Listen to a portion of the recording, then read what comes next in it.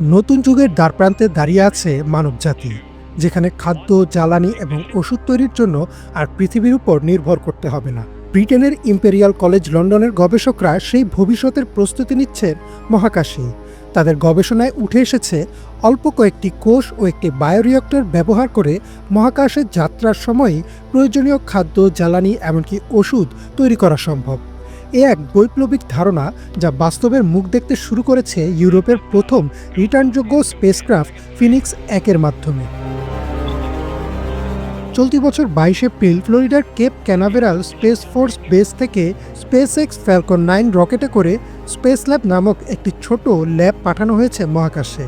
এটি তৈরি করেছে ফ্রন্টিয়ার স্পেস এবং এতে ছিল ইম্পেরিয়াল কলেজ লন্ডনের বিজ্ঞানী রদ্রিগো লেদেসমা আমারো ও তার দলের গবেষণার নমুনা। তাদের মতে একজন মহাকাশচারী প্রতিদিন আধা কেজি থেকে 1.5 কেজি পর্যন্ত খাদ্য গ্রহণ করেন।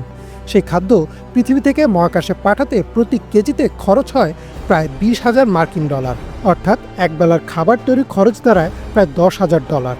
তাই খাদ্য যদি মহাকাশে উৎপাদন করা যায় তবে তা বিপুল খরচ বাঁচাবে এবং দীর্ঘমেয়াদী মহাকাশ অভিযানের অসাধারণ ভূমিকা রাখবে। এই প্রকল্পটির মূল উদ্দেশ্য হচ্ছে কিভাবে আমরা মহাকাশ ভ্রমণের সময় অথবা অন্য কোনো গ্রহে বসবাস শুরু করার জন্য প্রয়োজনীয় খাবার নিজেরাই তৈরি করতে পারি। পৃথিবী থেকে প্রতিটি জিনিস নিয়ে যাওয়া অত্যন্ত কঠিন ও ব্যয়সাধ্য। একবার ভাবুন, একজন নভোচারী প্রতিদিন গড়ে আধা কেজি থেকে 1.5 কেজি পর্যন্ত খাবার খায়, আর মহাকাশে প্রতি কেজি খাবার পাঠাতে খরচ হয় প্রায় $20,000, অর্থাৎ প্রতি বেলার খাবারের মূল্য হতে পারে প্রায় $10,000। তাহলে কেন আমরা মহাকাশে প্রয়োজনীয় খাবার উৎপাদনের চেষ্টা করছি না? গবেষকরা ব্যাকটেরিয়া ও ইস্ট জাতীয় মাইক্রোবিয়াল কোষের মাধ্যমে খাদ্য উৎপাদন, ভিটামিন, ওষুধ এমনকি জৈব প্লাস্টিক তৈরি করার চেষ্টা করছেন। এটি অনেকটা পৃথিবীতে বিয়ার বা ওয়াইন তৈরির মতোই। একটি নির্দিষ্ট পাত্রে কোষগুলো বৃদ্ধি পায় এবং প্রয়োজনীয় জিনিস তৈরি করে। তবে মহাকাশে এই পদ্ধতি কাজ করবে কিনা তা যাচাই করতেই পাঠানো হয়েছে মাইক্রো বায়োরিয়েক্টর ও কোষগুলো।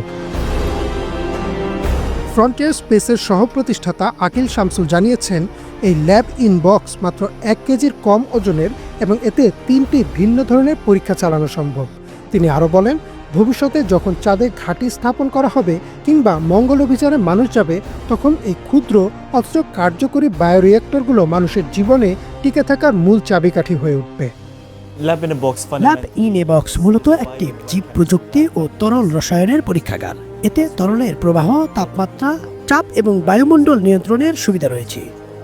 আর আমরা যা করার চেষ্টা করছি তা হলো এই ল্যাবটিকে আকারে ছোট করে নিয়ে আসা এবং স্বয়ংক্রিয়ভাবে কাজ করার উপযোগী করে তোলা। কারণ কোনো বস্তু যত ভারী মহাকাশে পাঠাতে তার খরচও তত বেশি। তাই আমাদের লক্ষ্য হলো এই খরচ কমিয়ে আনা এবং মহাকাশ গবেষণাকে আরও সহজ করা।